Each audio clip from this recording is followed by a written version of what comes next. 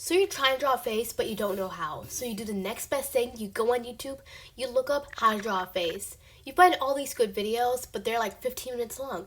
And you say to yourself, I don't want to watch a 15-minute long video. Well, I'm going to be solving all those problems for you. I'll be showing you how to draw a face in 5 minutes. And what I mean by 5 minutes is probably going to take longer. So you want to start off with the circle. You want to start off with the circle because all faces basically look like circles. Next, you want to draw a vertical line. Now, the vertical line should be somewhat of a curve because your face is not completely flat. So the vertical line is going to help you tell where the nose and mouth and where all the other good stuff is placed.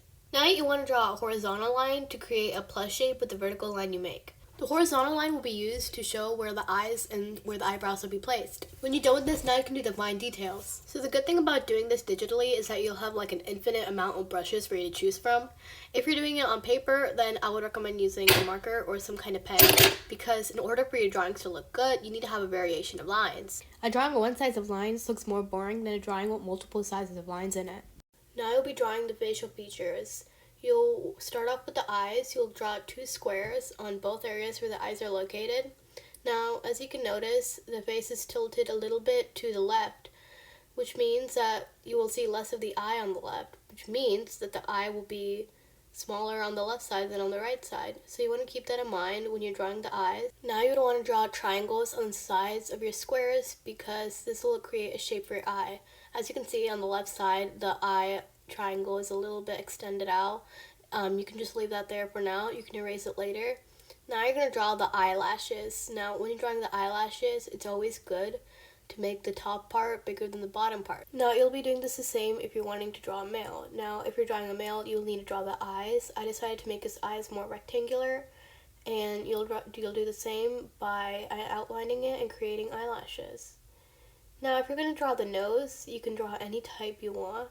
You can start off with a circle and create some round areas if you want a round nose, or you can just go full on and draw a triangle if you want to make a triangular nose. Distinction between male and female faces, especially if you're drawing them as children, they're going to have the same sort of facial features as a child, and as they grow up, the faces are going to change more and more. Male faces typically have a more angular kind of look to them. Female faces are more round. If you're drawing a face that's gender neutral, I would recommend making it a mix of round and angular. Now you're on the lips. You want to draw a slanted parallelogram like so, and then you can copy the video and trace the lips like so. So you want your right side, in this case, to be pointier, and you want the left side of the lips to be a little bit more, more curved, because the right side of the drawing is faced out toward the audience more than the inside of the drawing. So you won't see the pointy part of the lip in that area. And after redoing the lips all over again because I decided I didn't like it, we have a nice pair of lips for our person now. The eyebrows are simple. You just draw a rectangle and you point out the tip. You can always make it different because all eyebrows look different. Now you repeat it on the other side, keeping in mind that the other side, less of the eyebrow will be shown because less of the face is shown. And we're going through this whole thing again. Now I want to trace the eyebrows. I usually mix between sketching and inking it, so I don't usually do all my sketching at one time, and I don't always ink my stuff at the same time, just because it's funner that way. Next is my favorite part. You'll be drawing the hair. Now I like drawing the hair because there's just like no rules for it. You can just let your imagination run wild. I decided just to make the haircut really simple, really unordinary. Just basic, I guess. Now you're going to draw a curved vertical line to show where the neck would be. So you want it to be in the middle of the chin and where the jaw would end. Alright, now it's time for everybody's favorite part, coloring. So let's go on with the boy character since I feel like the girl character is getting too much. I think we need to name these because I'm tired of calling them all boy and girl character. Alright, the boy will be Harry, the girl will be Lou. Alright, done. Easy. Okay, now we're going to take Harry out and we'll be coloring him. So right now I'm just going to color Harry really simply. I'm not going to worry about shading. Shading is actually pretty simple. You just want to put a darker color along where most of the shadows would be in the face. Most of the shadows would be located under the eyes or on the tips of the nose. You can also put it under the eyebrows if you want, or maybe you can put it around the hairline. I like to use 2 different colors for it just so it looks more interesting. You can use how many colors you want for shading. Most people think that for shadows that they'll just use a darker version of the color that they're trying to shade in. I would make it more red instead of more grayish because red shadows just look more alive than just having a gray shadow.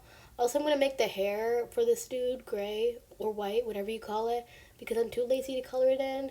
Quick tip, if whatever you're shading in is white, I would recommend using a blue or a red just to cancel out, because all that brightness can be a little bit too much for the eyes.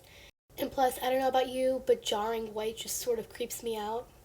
Now we're going to be coloring the eyebrows. Make the eyebrows a little bit of darker color because that's just sort of how it is. Now coloring your eyes, just first work on the irises, color them all your iris color, then draw the pupil in it. Add some highlights just so he looks alive. I decided to put freckles on this dude and I just found this brush and it just sort of looks like he has a mild rash, so I'm just going to fix that up. I'm going to hope the freckles look natural and they just don't look like he's just been, um, yeah. I did the same for Lou, and voila, here are our two final pictures. 1 minute over what I said we would do, but it's only a minute. Hope you like it. I hope you do some stuff with it. Yeah, bye.